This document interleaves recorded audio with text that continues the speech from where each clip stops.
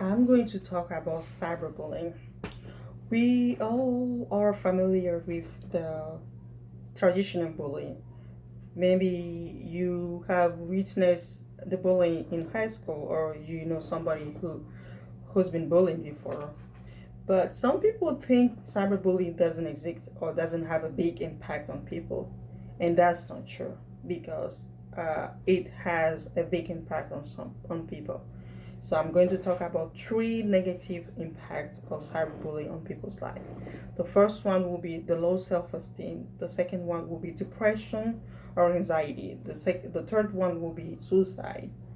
So cyberbullying is when people usually use hurtful words to attack people on social media, or maybe some people uh, share your private life or something private to you on social media without your consent. That's called cyberbullying. Uh, People usually do that because they think maybe I won't have a chance to meet you in real life, or I can attack you because maybe that day I'm not feeling well, or maybe that day I feel like I want to snap on somebody, so I can just do it because I think we will never meet because they think social media is just virtual. So the first generation that usually go through this, I would say people in high school, they usually go through cyberbullying. Uh, Thinking about the low self-esteem, maybe they are part of a group and they made a point and somebody didn't like it, and they would just say, oh, you're fat or you're ugly or why are you talking, stuff like that usually hurt people. And probably because they are still growing, people in high school and middle school, they're still growing and they are sensitive. So we have to be careful about all the words that you use to them, or all the word that people use to interact with them, even on social media. The second one, the second negative impact is the depression and anxiety. I will be talking about sex tape as example for that. I think sex tape is a kind of cyberbullying because you are publishing somebody's private life or private story on social media without their consent. Whether it's a picture or video, people usually do that, and that's not fair and that's not right.